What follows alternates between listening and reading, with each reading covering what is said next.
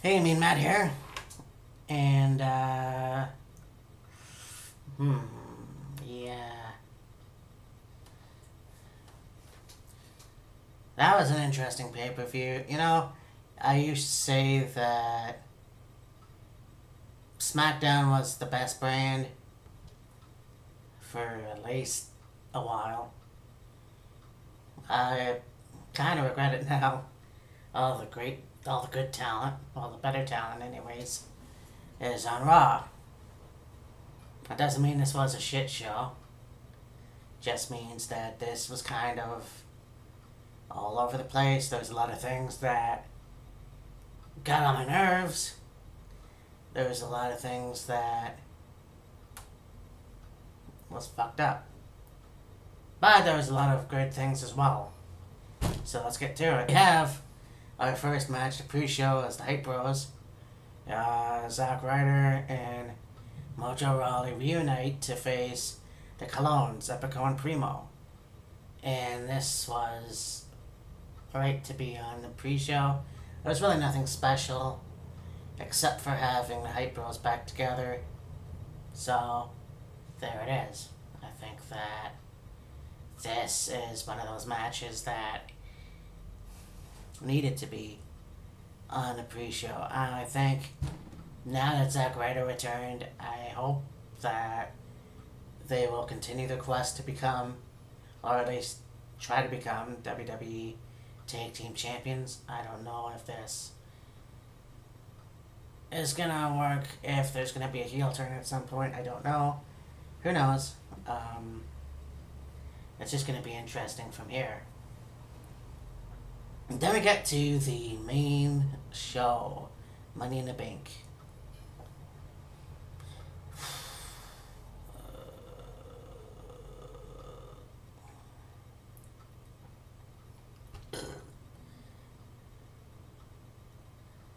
Daniel Bryan is going to have his hands full tomorrow. So this was supposed to be your groundbreaking match. A Money in the Bank ladder match. A women's first Money in the Bank ladder match. Okay, so let's take the focus off the ending for right now.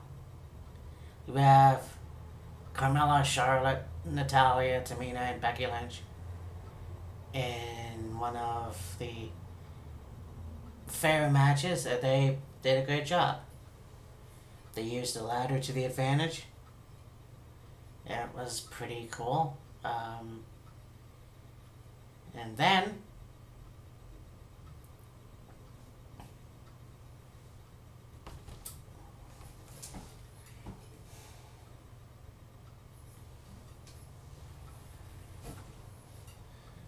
James Ellsworth tries to wake up Carmella, looks up at the Money in the Bank briefcase, climbs up, and grabs. Do you not understand the concept of women's Money in the Bank? Now, you had Lita involved in the WrestleMania 17 ladder match, or TLC match, whatever the fuck. Did she help? Did she go up on top? Well, she did help, but did she go up on top of the ladder? Grab the tag team championships for the Hardy Boys? No. In fact, the Hardy Boys didn't win that match. You know, that... It's... Okay, two things. First of all, this shows me WWE is not only mildly racist, mildly sexist. That may not be fair, since you had Sasha Banks and Charlotte go at it in Hell in a Cell, or, you know, whatever. You had a great match, you had a great concept, and then you fucked it all up because Turtle Boy got up there, grabbed the belt. So now now we have to see what the fuck is gonna happen, because I know that shit's gonna go down. I have no problem with Carmella being the champion, or being the Money in the Bank winner. There's gonna be an issue with how she won. There's probably gonna be a rematch at some point. Maybe tomorrow. We're gonna find that out. We're gonna see. Fucking pissed off at this whole situation, because once again it's hype. Now I mentioned this before, I think. I'm gonna mention that a little bit more as time goes on, how hype can be a bad thing.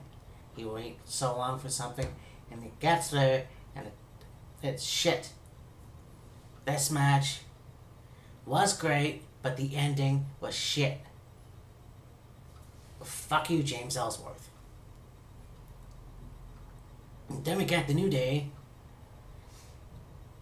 who went up against the Usos for the WWE Tag Team Championship. So it was a good match. It really was. Kofi got beat up pretty bad. Good tag team things with the Usos. This was supposed to be... It should have been a good match. Not supposed to be. It should have been a good match. And then that fucked up too, because you ended up the Usos forcing themselves to get counted out. So that makes your team a chicken shit heel team, which is bullshit. So we might see the Usos versus New Day again at some point. There's gotta be a rematch clause somewhere. I don't know. We'll see until when it gets there. Then we get the Women's Championship match. Naomi versus Lana. Now this was a good match. Well, I predicted the proper way. I think so did Killer Kyle. I said Naomi was going to retain, and she did. Lana made her return as a wrestler. She's not ready. She needs more time to grow. She needs more time to wrestle other opponents before she could get to the Women's Championship. I love the way that they packaged all the history before the match. That made sense. That was awesome. Actually, no, they did that for the Women's Money in the Bank match. So, this match was fine. Naomi won. The right person won. Let's just see if Lana can grow some more. We'll see what happens tomorrow. And then we get the WWE Championship match. Jinder Mahal with the Singh brothers versus Randy Orton. Now, you have some great wrestlers, legends, in the front row. You have Ric Flair. You have Baron Von Raschke, which kind of surprised me, because I don't believe he wrestled in WWE. You have... Well, you also have Greg Gagne, who wrestled AWA. Also, Von Raschke. Then you have Sergeant Slaughter, and of course, Cowboy Bob Orton. So, it's one thing to have a person in their hometown lose. I think it was in bad taste in a certain way to have him lose in his hometown in the fucking Father's Day. It made no sense, because that's just bad taste. I don't know. I mean, that's just the way it is. I think that Jinder Mahal won, and I agreed with it, because now if you would have had him lose, then he would have been a shitty champion. You can't do that. Especially after the fact, beforehand, when he stole the damn title before winning against Orton. I said that to death. Jinder won. Let's see how this goes. It is kind of unfortunate that they had the Singh brothers get involved, but they were gonna get ejected anyways. And so they went and they attacked Bob Orton, whatever, which had Randy Orton come out and attack them. So there it is. As I said, once again, the white guy won. So, there you go. I just don't want to see John Cena versus Jinder Mahal at SummerSlam, which I'm pretty sure is going to happen. Then we get to the main event, which I'm kind of glad they did, because it is the title of your fucking pay-per-view. Money in the Bank. You have AJ Styles, Shinsuke Nakamura, Dolph Ziggler, Sami Zayn, Kevin Owens, United States Champion, by the way, and Baron Corbin. And before Shinsuke can get to the ring, he was blindsided by Baron Corbin, and he got taken out. Now, I've been told that he's afraid of heights. It's a legit thing. I'm afraid of heights too, so I don't even think I could do ladder matches myself. The fact of the matter is, there it is, a fairly good match. You got to see a zigzag on a ladder. You got to see a style, fireman's carry on a ladder. You know, there was AJ Styles falling. He grabbed a hold of the briefcase. Somebody took the ladder out in front of him. He let go and he fell on his face, I believe, which was kind of weird. There was something else. Kevin Owens got it worse. But eventually Nakamura came out. Him and Corbin went at it for a little. This shit was interesting. Then we get, AJ and Nakamura in a tease, or they were going to go up the ladder themselves. That didn't really happen. And then, of course, you get the new Master Money in the Bank, Baron Corbin. And I made that prediction, and I'm glad I fucking did. Because, like I said, here's a guy who won 2016 Andre the Giant Memorial Award, trophy, whatever. Now he won Money in the Bank. So, if that Andre the Giant thing doesn't really make sense, at least now this is legit. He can go in at any time, any place, and go for the WWF Championship, WWE, whatever. He can do that. It's going to be awesome. But, like he said in the after show, he's like, you know what? I'm just going to make people wait and sweat in their pants, just to see when they think I'm going to come out and have the match with my briefcase. It's going to be fun. And hopefully he gets it. If you see John Cena versus Jinder Mahal, we could have Baron Corbin come out after one of them loses. That would be fucking amazing. Finally, Baron Corbin's getting his due. And like I forgot to mention, of course, the match with Naomi and Lana. Carmella came out, of course, teasing that she's going to cash in. Of course, she didn't cash in, which was real heel heat. Okay, great. During this program, we had the new members of the WWE roster, especially SmackDown roster, Maria Kanellis and Mike Bennett, or as they're known now, Mike Kanellis and Maria Kanellis. Mike and Maria. Two things. So they come to WWE. Mike Bennett can't be Mike Bennett. Mike Bennett has to be Mike Kanellis. Okay. Maria introduces herself. Hello, my name is Maria Kanellis. I am the First Lady. And that's it. First Lady of Wrestling, you retard! I mean, come on. You know? See, this is why I'm embarrassed to be a fan of WWE. Especially now. Because you can't even say the word professional wrestling without people being fucking offended or whatever. I don't know. This whole sports entertainment shit has to go. If Vince McMahon went to Maria Kanellis and said, "You're not gonna say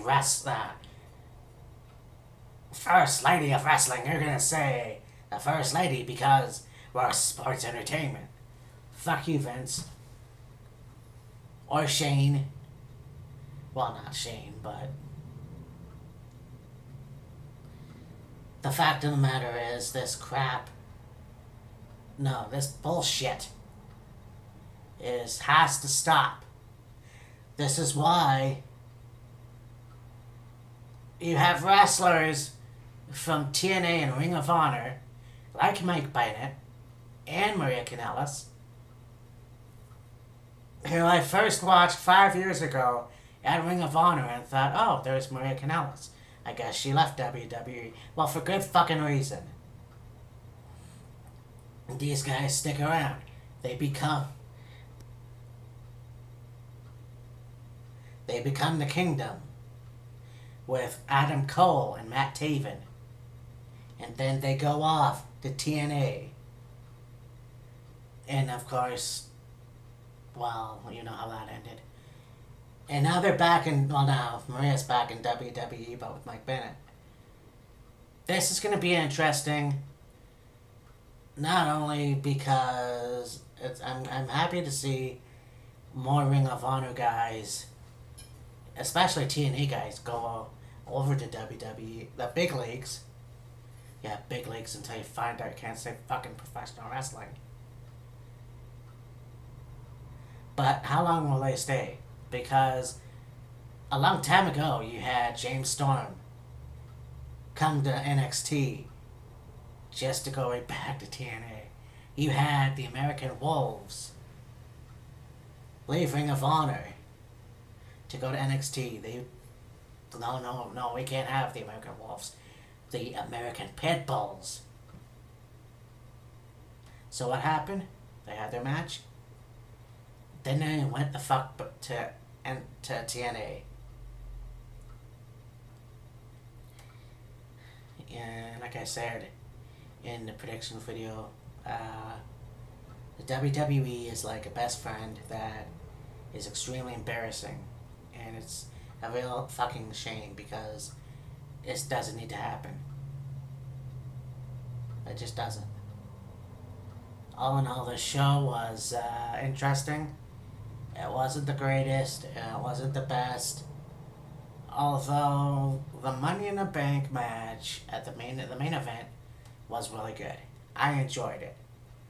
You know, I get, oh well, they really hit each other, but they don't make enough money. And that's great.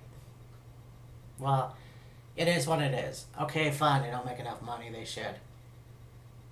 I don't know why they don't, but they just don't. But professional wrestling, even though it's scripted, you have to have some kind of fucking contact. And I know that I said professional wrestling, they say it's fake.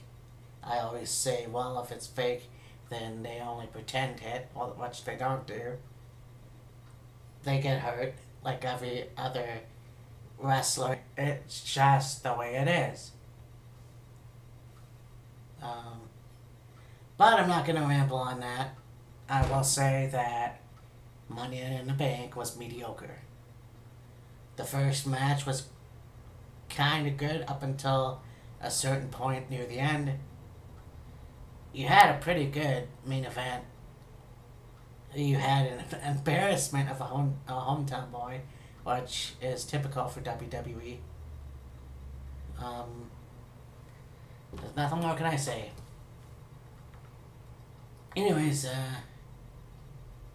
last video of 32. Talk to you later. Bye.